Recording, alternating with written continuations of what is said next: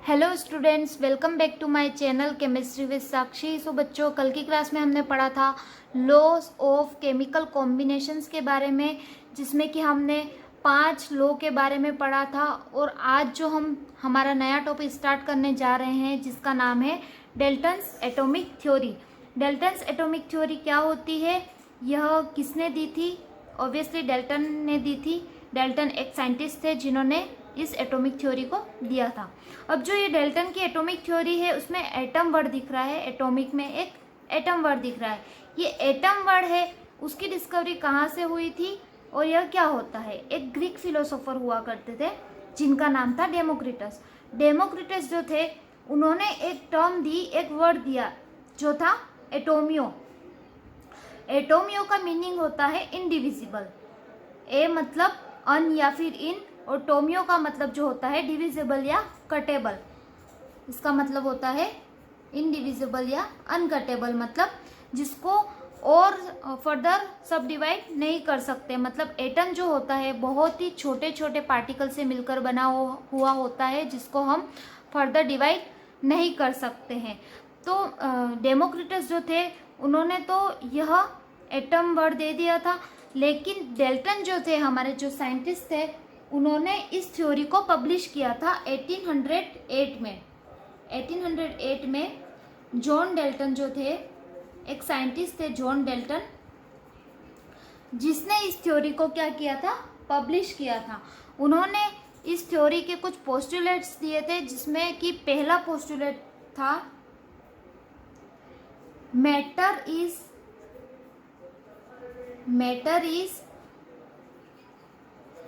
made up of extremely small indivisible particle। Matter क्या होते हैं? बहुत ही छोटे छोटे इनडिविजिबल पार्टिकल से मिलकर बने हुए होते हैं, जिसको क्या कहते हैं? Called atoms. यह हमारा फर्स्ट पॉइंट था। मैटर क्या होते हैं, सब लोगों को पता है, जिसके पास मास होता है और वॉल्यूम होता है। लेकिन इन्होंने क्या कहा था, जॉन डाल्टन ने कहा था कि मैटर जो होता है वह बहुत ही एक्सट्रीमली, बहुत ही छोटे छोटे इनडिविजिबल पार्टिकल से मिलकर बना हुआ होता है, जिसे हम एटम बोलते हैं। यह एटम की डेफिनेशन है। सेकेंड पोस्टुलेट जो दिया था, सेकेंड पोस्टुलेट जो हमारा था, वो था atom of same element have same property,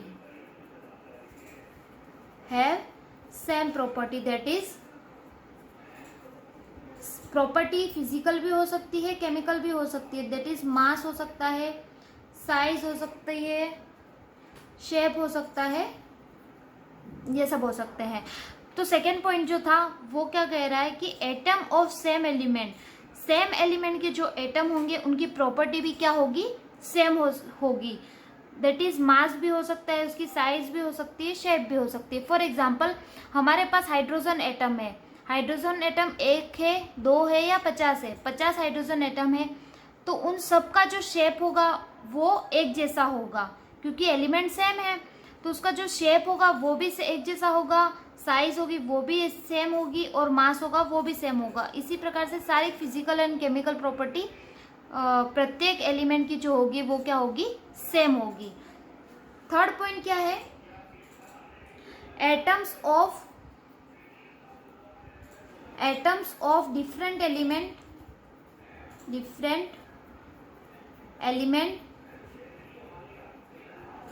have different property. Obviously same element की प्रॉपर्टी सेम है, तो डिफरेंट एलिमेंट की प्रॉपर्टी भी क्या होगी? डिफरेंट होगी। हैव डिफरेंट प्रॉपर्टीज, इसमें भी मास आ गया, साइज आ गया, ये सब। तो atoms of different element have different property, ये हमारा थर्ड पॉइंट था। फोर्थ जो पोस्टुलेट था वो था atom can never be created, atom can never be created nor be destroyed। यह पॉइंट कहीं पड़ा पड़ा दिख रहा है ना आपको? हमने पढ़ा था loss of conservation of mass में, उसमें था matter can never be created nor be destroy. और मैटर जो है वह छोटे छोटे पार्टिकल से मिलकर बना है, जिसको हम एटम कहते हैं। हमारे फर्स्ट पॉइंट में यही लिखा हुआ है, matter is made up of extremely small indivisible particles called atom. तो मैटर को जब क्रिएटेड नहीं किया जा सकता, डिस्ट्रॉय नहीं किया जा सकता, तो एटम को भी क्रिएट नहीं किया जा सकता और डिस्ट्रॉयड भी नहीं किया जा सकता। हमारा फिफ्थ पॉइंट जो था, फिफ्थ पोस्टुलेट था, वो था when atoms of different elements combine, they always do so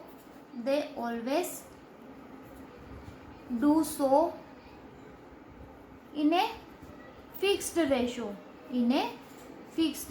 या फिक्स स्मॉल होल नंबर भी कह सकते हैं, जो कि हमने पहले पढ़ा ही था, फिक्स रेशो में लो की बात करी थी। तो हमारे फिफ्थ पॉइंट क्या कहता है, when atoms of different element, जब डिफरेंट एलिमेंट के जो एटम होते हैं वह कंबाइन होते हैं तो वह फिक्स रेशो में कंबाइन होंगे। फॉर एग्जांपल, इसे एग्जांपल के द्वारा समझते हैं। H2O मॉलिक्यूल है हमारे पास, तो इसमें क्या होगा कि H2 है, मतलब हमें वाटर बनाना है, तो हाइड्रोजन हमें 2 लेने पड़ेंगे और ऑक्सीजन 1 लेना पड़ेगा, मतलब यह फिक्स रेशो होगा वाटर को बनाने के लिए। एक और एग्जांपल लेते हैं, जैसे कि हमें CO2 गैस बनानी है, तो इसके लिए कार्बन जो होगा वो 1 और ऑक्सीजन जो होगा वो 1:2 के रेशो में यह होगा। मतलब जब भी डिफरेंट एलिमेंट होंगे, डिफरेंट एलिमेंट जब कंबाइन होंगे तो वह एक फिक्स रेशो में कंबाइन होंगे या स्मॉल होल नंबर रेशो में कंबाइन होंगे। 1:2, 2:1 या फिर 2:3, यह क्या है, स्मॉल होल नंबर रेशो। ठीक है, तो ये था हमारा डेल्टन्स एटॉमिक थ्योरी। और इसमें जो लास्ट पॉइंट हमको बताया था वो था an atom is the smallest particle. सबको पता है एटम क्या है, एक स्मॉलेस्ट पार्टिकल दैट जो क्या करता है, takes part in a chemical reaction. मतलब कोई भी केमिकल रिएक्शन हो रही है उसमें एटम जो होगा वह सबसे स्मॉलेस्ट पार्टिकल होगा जो एक केमिकल रिएक्शन में पार्टिसिपेट करेगा। तो बच्चों ये हमारे पास 6 पोस्टुलेट्स थे जो हमको डेल्टन ने दिए थे। इसको स्क्रीनशॉट ले लीजिए या फिर इसको नोट डाउन कर लीजिए। तो क्या हुआ बच्चों कि जब डेल्टन ने एटॉमिक थ्योरी दे दी अपनी, उसके बाद क्या हुआ कि एटम्स और मॉलिक्यूल के बारे में कुछ आइडियाज मिल गए। तो उसके बाद हमारे पास एक नई टर्म आई जो एटम के मास से रिलेटेड, वो थी एटॉमिक मास। एटॉमिक मास क्या होता है, सिंपल सा मीनिंग है मास ऑफ एन एटम। किसी भी एक एटम का मास जो होता है वही क्या होता है, एटॉमिक मास। अब एटॉमिक मास जो होता है किसी भी एटम का वो बहुत ही ज़्यादा कम होता है। बिकॉज क्यों कम होता है, क्योंकि एटम जो होता है वह बहुत ही एक्सट्रीमली स्मॉल पार्टिकल है, इसलिए इसका जो मास होगा वो भी बहुत ही कम होगा या बोल सकते हैं बहुत ज़्यादा कम होगा।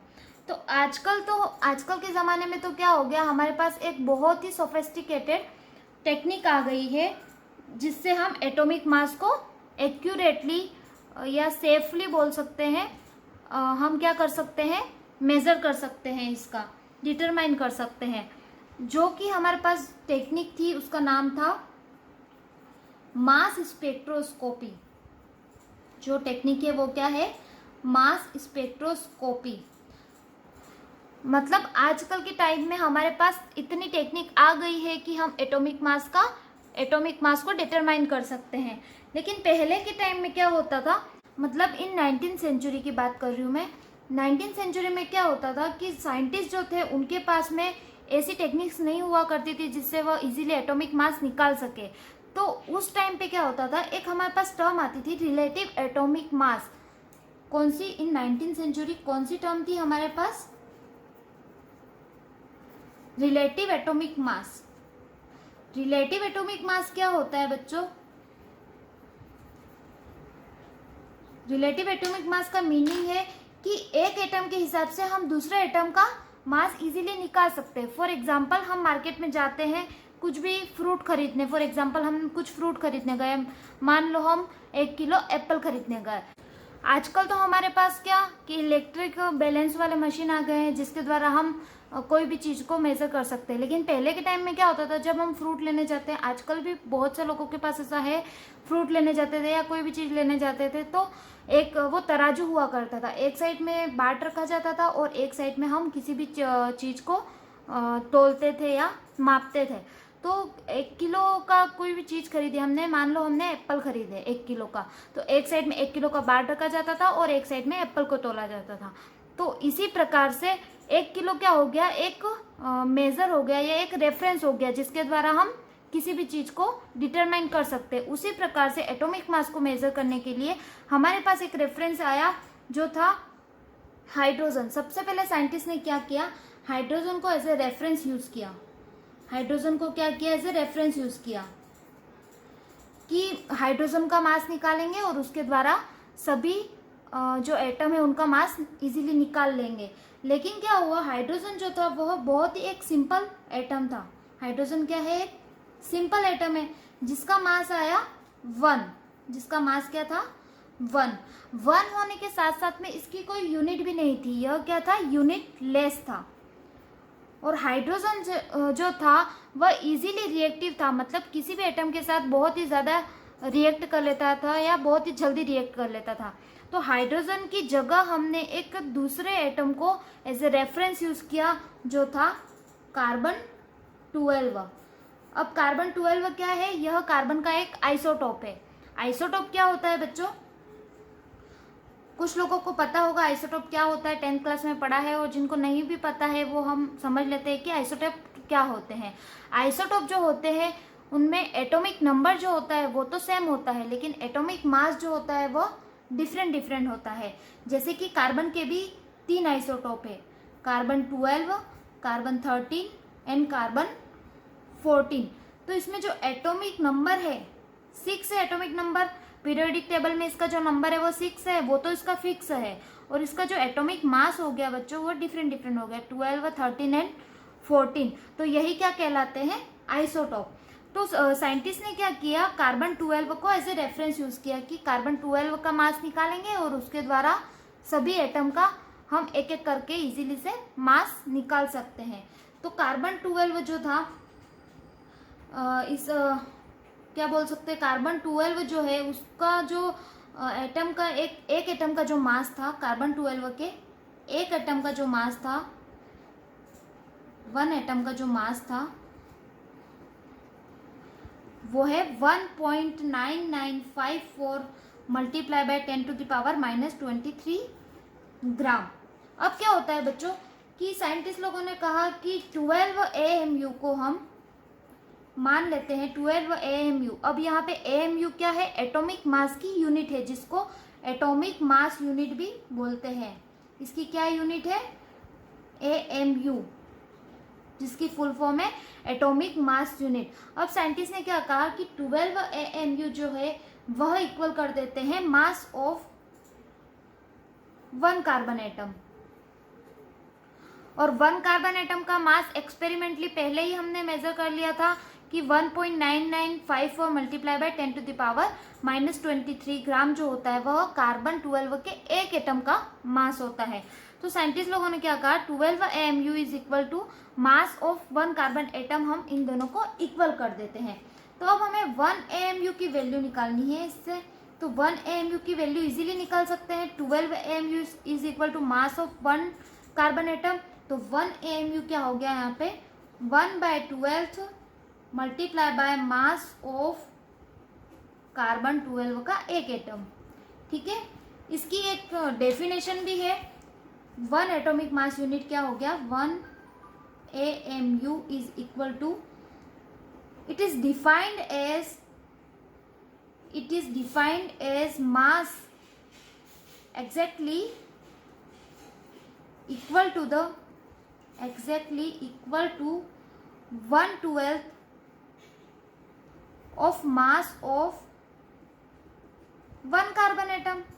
ठीक है, यही लिखा है ना हमने। 1 AMU क्या हो गया, it is defined as mass exactly equal to the 1/12 of mass of 1 carbon atom, मतलब 1/12 का मल्टीप्लाई कर देंगे मास ऑफ 1 कार्बन एटम में, तो 1 AMU की वैल्यू हमारे पास आ जाएगी।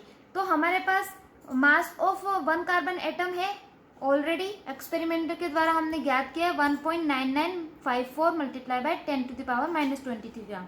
तो 1 AMU इज इक्वल टू क्या हो गया, 1 AMU is equal to 1/12 multiply by 1.99 multiply by 10⁻⁻23 ग्राम।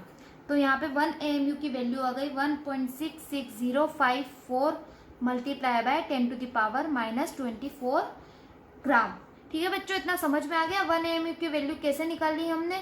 मतलब हमारे पास अगर कोई भी एटम है उसका एक्सपेरिमेंटल मास हमें पता है तो हम उसकी AMU में वैल्यू इजीली निकाल सकते हैं। फॉर एग्जांपल हाइड्रोजन के लिए देखते हैं। फॉर एग्जांपल हाइड्रोजन है, हाइड्रोजन का मास 1.67 मल्टीप्लाई बाय 10⁻⁻24 ग्राम होता है। तो हमें इसकी वैल्यू 1 AMU में निकालनी है। तो 1 AMU में निकालने के लिए क्या करेंगे, यहाँ पे एक फॉर्मूला बता देती हूँ मैं आपको। एक्सपेरिमेंटल मास ऑफ एटम, मतलब जो भी एटम दे रखा है, यहाँ पे हमको हाइड्रोजन एटम दे रखा है, उसका जो एक्सपेरिमेंटल मास होगा डिवाइड बाय 1.66 मल्टीप्लाई बाय 10⁻⁻24 ग्राम।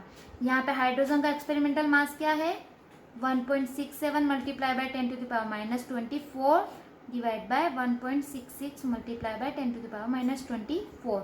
ये दोनों क्या है, ग्राम में, ग्राम से ग्राम कट गया, 24 से 24 10⁻, और जो हमारा फाइनल आंसर आ गया वो है 1.0078 AMU, या फिर इसको हम लिख सकते हैं 1 AMU। तो हाइड्रोजन का जो मास हम किसी भी मॉलिक्यूलर मास को ज्ञात करने में या किसी भी मास के लिए हम निकालते हैं तो वो क्या लिखते हैं हम 1 AMU, या किसी का भी मास लिखते हैं वो हम AMU में लिखते हैं। बच्चों यहाँ पे AMU में ही मास क्यों लिखते हैं, क्योंकि ग्राम में जो मास होता है वह बहुत ही ऐसा नंबर होता है कि जिसकी कैलकुलेशन करनी हमें टफ पड़ जाती है। 1.67 मल्टीप्लाई बाय 10⁻⁻24 ग्राम, इस प्रकार से मास होते हैं तो इसकी कैलकुलेशन हम इजीली नहीं कर सकते, इसलिए हमको AMU की जरूरत पड़ी। अब बच्चों इसके साथ में एक और बात बता दूं मैं, AMU जो है उसको, AMU की जो दूसरी यूनिट है उसको U भी लिखते हैं। मतलब U जो है यूनिफाइड मास हो गया, U क्या हो गया, यूनिफाइड मास। AMU एटॉमिक मास की यूनिट एक तो हो गई AMU, एटॉमिक मास की यूनिट्स कौन कौन सी हो गई, AMU जिसको बोलते हैं atomic mass unit, atomic mass unit. Second जो यूनिट है इसकी वो है U जिसको बोलते हैं यूनिफाइड मास। एंड बच्चों इसकी एक और यूनिट होती है जो होती है डेल्टन्स, डेल्टन जिसको DA भी बोलते हैं। तो ये हमारे पास 3 यूनिट हो गई एटॉमिक मास को, मतलब एटॉमिक मास के लिए 3 यूनिट है हमारे पास, AMU, U और डेल्टन। बच्चों सबसे पहले तो एटॉमिक मास की जो डेफिनेशन है और जो इसकी कैलकुलेशन है इसका स्क्रीनशॉट ले लीजिए या फिर इसको नोट डाउन कर लीजिए। तो हमने कार्बन 12 को एज ए रेफरेंस क्यों यूज़ किया, उसके कुछ पॉइंट्स है। सबसे पहला जो है इसमें एबंडेंस होती है। एबंडेंस का मीनिंग क्या हो गया, एबंडेंस मतलब यह इजीली नेचर में मिल जाता है हमको, इसकी जो परसेंटेज होती है कार्बन 12 की वो बहुत ज़्यादा होती है ताकि हम इसको यूज़ कर सके। सेकेंड जो है यह मॉडरेटली रिएक्टिव होता है। मॉडरेटली रिएक्टिव का मीनिंग क्या हो गया बच्चों, कि यह ना तो बहुत ज़्यादा रिएक्टिव होता है ना ही बहुत कम रिएक्टिव होता है, मतलब यह मॉडरेटली रिएक्टिव होता है। थर्ड जो हमारे पास जो आया था पॉइंट है वो है बहुत स्टेबल होता है। ये क्या होता है, स्टेबल होता है, ना ही लेस रिएक्टिव होता है ना ही ज़्यादा रिएक्टिव होता है, मतलब ये क्या होता है, स्टेबल होता है। इसी वजह से कार्बन 12 को हमने एज ए रेफरेंस यूज़ किया। तो बच्चों यहाँ पर मेरे पास एक टेबल है जिसमें एक साइड में एलिमेंट है और एक साइड में एटॉमिक मास है। पीरियोडिक टेबल में जो 1 से लेके 20 तक के जो एलिमेंट्स होते हैं उनकी एटॉमिक मास मैंने दे रखे हैं। हाइड्रोजन जो होता है उसका एटॉमिक मास है 1, जो हमने इसमें निकाल लिया है 1.0078 आया था, जिसको हम 1 AMU भी बोल सकते हैं। AMU में है इसका जो एटॉमिक मास है। हीलियम का जो है 4, लिथियम का 7, बेरिलियम का 9, बोरोन का 11, कार्बन का 12, नाइट्रोजन का 14, ऑक्सीजन का 16, फ्लोरीन का 19, नियोन का 20, सोडियम जो है उसका है 23, मैग्नीशियम का 24, एल्यूमिनियम का 27, सिलिकॉन का जो है 28, फॉस्फोरस का 31, सल्फर का 32, क्लोरीन का 35.5, आर्गन का 40 हो गया, और पोटेशियम जो है उसका हो गया 39, एंड लास्ट जो है कैल्शियम उसका हो गया 40। यहाँ पे आर्गन और कैल्शियम का जो एटॉमिक मास है वो सेम है, और ये 1 to 20 तक के जो एलिमेंट है उसका ये मास दे रखा है।